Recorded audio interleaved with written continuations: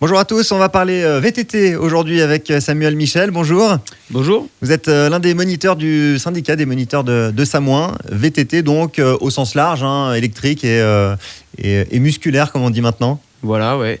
C'est une discipline qui a un peu le vent en poupe. On a de plus en plus de monde qui s'y met. Oui, exactement. Ouais. On se rend compte que l'été, les touristes qui viennent, ils aiment bien s'essayer au VTT, donc au sens large. En allant faire de la descente, vu que nos montagnes s'y prêtent bien, en passant par des petits tours au bord des rivières, découvrir le paysage. C'est vrai que ça permet de faire de la distance tout en profitant du beau paysage qu'on a dans nos vallées. Et puis voilà, après, pour tout âge, pour les enfants, pour les personnes un peu plus âgées, on propose de tout.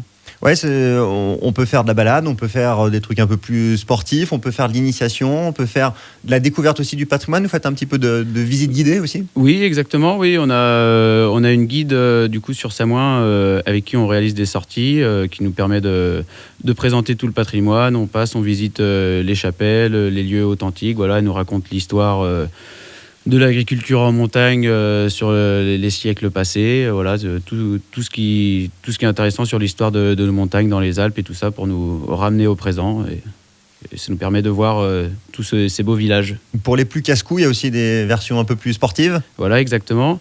Nous après on propose soit des demi-journées pour aller essayer ponctuellement une fois une découverte, et on propose également des stages pour perfectionner sur 5 jours du lundi au vendredi. Et après, au niveau débutant, intermédiaire et confirmé. Donc on peut se retrouver sur des petites pistes bleues, ça fonctionne comme pour les pistes de ski. Piste bleue, du coup, ça va être facile, piste verte également. Et après, on peut aller sur les pistes noires et après même sur les freerides et tout ça, faire des gros sauts. Il y en a pour tout le monde, pour tout âge. Justement, les aménagements sont de plus en plus nombreux. Il y a plusieurs stations dans la région qui ont pris le créneau du VTT. Les Gets, Châtel depuis quelques temps, la Clusaz aussi depuis quelques temps, Samoin aussi un peu. Voilà, ouais, Samoin, Morillon également. Ils viennent d'ouvrir des remontées qui étaient existantes pour l'hiver mais qui ne fonctionnaient pas l'été. Donc tout le monde essaye un petit peu de jouer le jeu pour dynamiser un peu le vélo dans nos montagnes. Parce que effectivement, tout autour de la vallée du Gifre, c'était déjà bien actif. Donc c'est important que ça se réveille aussi par chez nous pour voir l'avenir, quoi. L'aspect électrique vous ouvre aussi des marchés un peu nouveaux avec des gens qui ne sont pas forcément très, très sportifs, mais qui du coup ont accès à ce genre de pratique. Surtout pour nous en encadrement, le gros intérêt du vélo électrique, c'est que ça va permettre à une famille avec des niveaux différents au sein de la famille de pouvoir profiter sur la même sortie. C'est des vélos qui ont une grosse performance, une grosse capacité de batterie. Du coup, une personne qui sera plus en peine physiquement, elle va pouvoir mettre le vélo par exemple en turbo et elle pourra suivre l'autre personne qui ne veut pas allumer le vélo ou alors être en économie. En tout cas, ça permet de niveler la difficulté et de pouvoir faire une sortie en famille tous ensemble.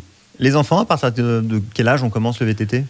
Nous, on les accueille à partir de 3 à 4 ans. Ils peuvent être déjà andrésiennes. Il faut au moins savoir avoir l'équilibre en 2 roues andrésiennes. Et après, nous, on arrive à les mettre sur le vélo très rapidement. Avec 2-3 petits cours, très rapidement, on peut les faire basculer en vélo.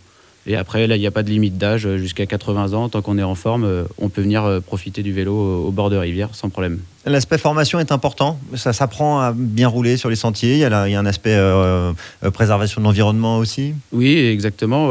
Savoir où rouler, là où on a le droit, partager la montagne avec les autres usagers de la montagne. C'est important. Il y a de gros événements dans la région. On a eu du côté des Gets, comme chaque année depuis un petit moment maintenant, de belles épreuves de Coupe du Monde là récemment. Ouais. C'est vrai qu'avec les Portes du Soleil, chaque année, il y a toujours des grosses compétitions. Donc je pense que ça contribue à faire venir du monde pour la discipline dans nos vallées.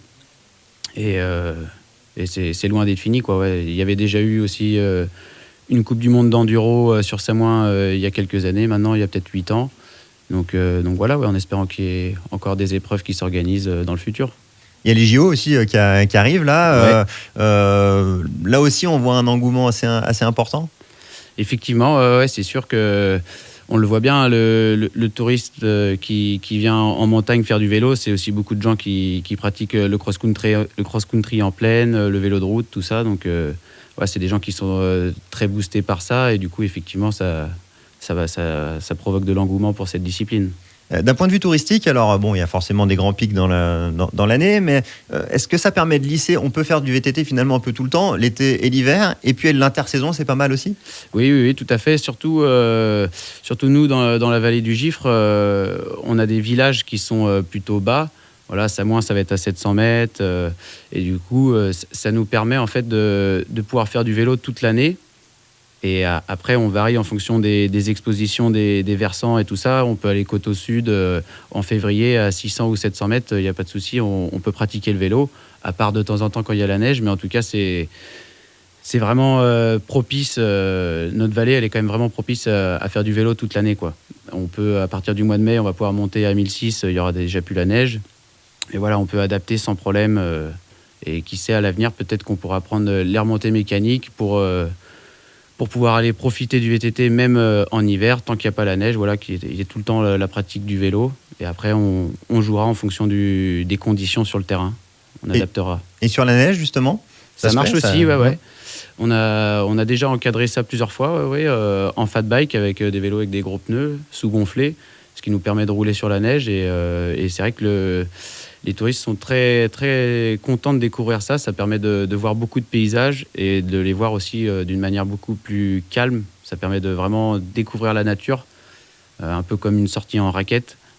Alors que souvent, c'est des gens qui viennent du ski de descente. Et c'est vrai que sur le domaine skiable, en pleine journée, quand il y a plein de monde, on ne découvre pas la montagne de la même manière que si on est en pleine nuit, avec une frontale, il neige un petit peu, dans les bois. C'est vrai que ce n'est pas la même ambiance. Donc ils en sont très ravis. Sur l'été, on a plus de monde qui vient en vacances l'été à la montagne. On en est où là? On a déjà bien entamé le mois de juillet. Ça donne quoi? Pour l'instant, on a assez d'accord pour dire que c'est assez calme. Justement, c'est de ce qui se dit, ce serait peut-être à cause des JO que tout le monde partirait un peu plus tard pendant les JO, quoi. Donc, on va voir ce que ça donne à la fin de la saison. Pour l'instant, on trouve ça un petit peu calme, mais on n'est pas inquiet non plus pour les prochaines semaines. Ça devrait bien rouler. Il y a eu aussi la météo au printemps qui était quand même pas incroyable. Donc, vu que c'est une activité extérieure, ça peut refroidir.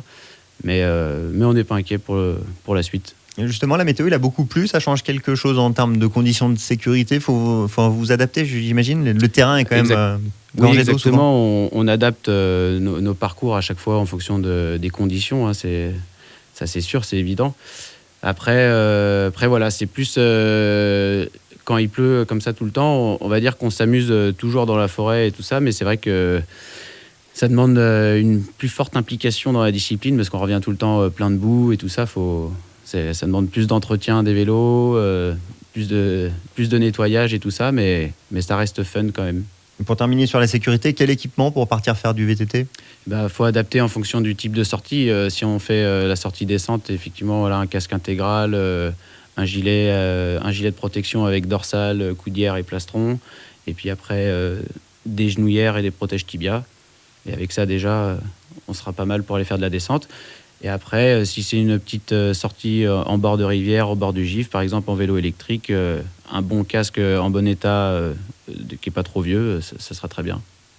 Voilà, le VTT a le vent en poupe en Haute-Savoie comme partout ailleurs. Et peut-être que c'est une discipline que vous découvrirez cet été. Si c'est le cas, on peut vous inviter à aller le découvrir sur les bords du Gifre et autour de Samoin. Merci beaucoup. De rien. Et bel été. Bel été. Et belle semaine.